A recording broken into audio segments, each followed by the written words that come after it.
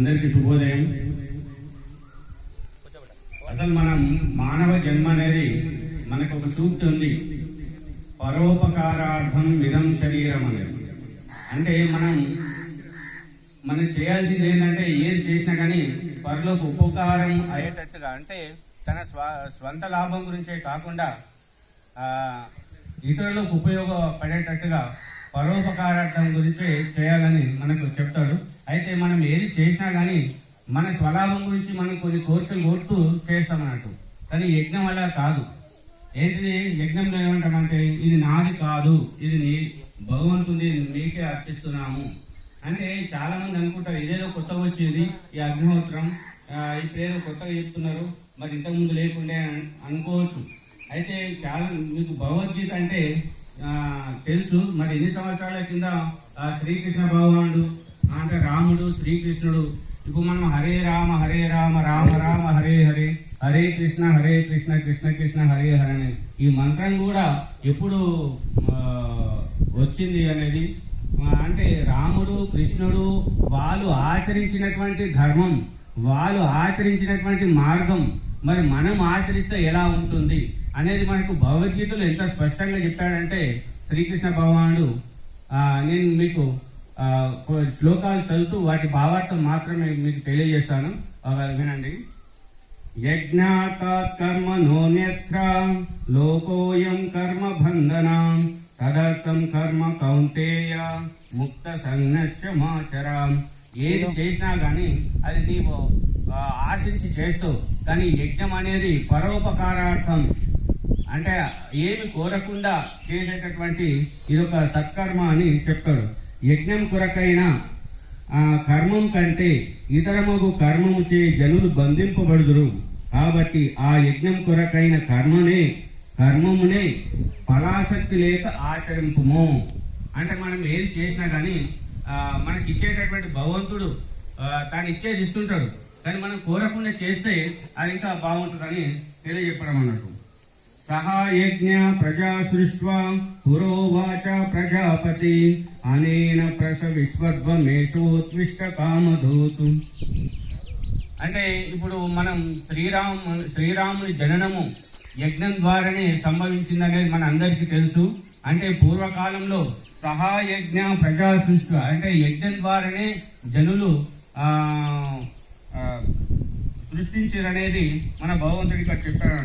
పూర్వము బ్రహ్మదేవుడు యజ్ఞములతో కూడా ప్రజలను సృష్టించి ఈ యజ్ఞములచే మీరు అభివృద్ధి పొందుడు, ఇవి మీ అభీష్టములను కోరికలను మన కోరికలను నెరవేర్చుగాక అని వారితో పలికిరి.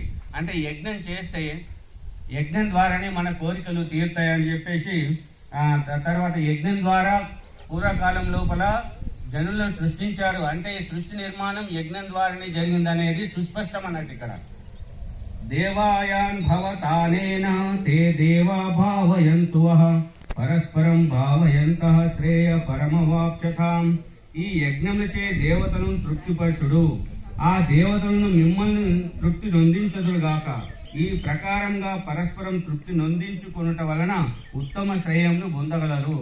అంటే యజ్ఞం ద్వారానే దేవతలకు తృప్తి, అంటే యజ్ఞం ద్వారానే దేవతలకు ఆహారం అందుతుంది. అప్పుడు ఆ దేవతలు సంతృప్తి చెంది మన కోరికలను తీరుస్తారని చెప్పారన్నట్టు. అయితే మనం నైవేద్యం పెట్టిన దేవునికి కొబ్బరికాయ కొట్టిన కానీ అక్కడ భగవంతునికి చేరేది ఏది లేదు. దేవతలకు ఆహారం యజ్ఞం ద్వారానే అందుతుంది.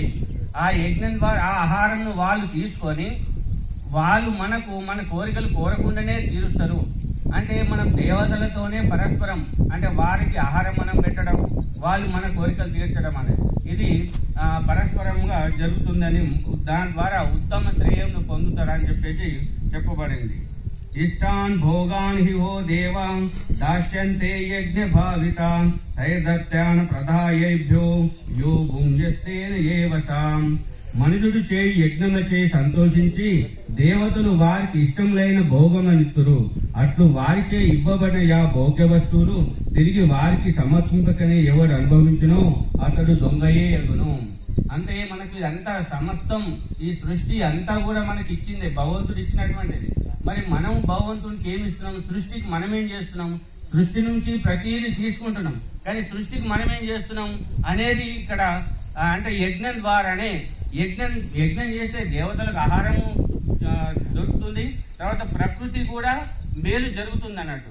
అంటే ప్రకృతి రుణాన్ని కూడా మనం తీసుకున్నట్టు అవుతుందని చెప్పబడింది అన్నట్టు. ఇక్కడ యజ్ఞ శిష్టాశనిస్సంతో ముచ్యంతే సర్వ కిల్బిషై భుంజతే తే త్వగం పాపాయే పచంతాత్మ కారణాత్. యజ్ఞం నందు మిగిలిన పదార్థం తిను సజ్జనులు సమస్త పాపముల నుండి విడువబడుతున్నారు. అట్లు కాక ఎవరు తమ నిమిత్తమే భుజించుచున్నారో అట్టి వారు పాపంనే తినువారే ఎల్దురు. అన్నాద్భవంతి భూతాని పర్జన్య సంధన్న సంభవ యజ్ఞాద్భవతి పర్జన్యో యజ్ఞ కర్మ సముద్భవం. కర్మ బ్రహ్మోద్భవం విద్ధి బ్రహ్మోక్షరం సముద్భవం. తస్మాత్ స్వర్వగతం బ్రహ్మ నిత్యం యజ్ఞే ప్రతిష్ఠితం. మీకు ఒక భావార్థం బాగా సరిగ్గా వినండి. అంటే ఏం చెప్పాడంటే కాలచక్రం మొత్తం కూడా యజ్ఞం పైన ఆధారపడి ఉందని తెలియజేశాడు. దీని భావం వినండి. ప్రాణులు అన్నం వలన కలుగుచున్నవి, అన్నము మేఘం వలన కలుగుచున్నది, మేఘము యజ్ఞం వలన కలుగుచున్నది, యజ్ఞము సత్కర్మ వలన కలుగుచున్నది, సత్కర్మ వేదముల వలన కలుగుచున్నది, వేదము అక్షర పరబ్రహ్మం వలన కలుగుచున్నది. కాబట్టి సర్వవ్యాపకము బ్రహ్మము నిరంతరము యజ్ఞం నందు ప్రతిష్ఠింపబడినదిగా నిరంగము. ఏవం ప్రవర్తి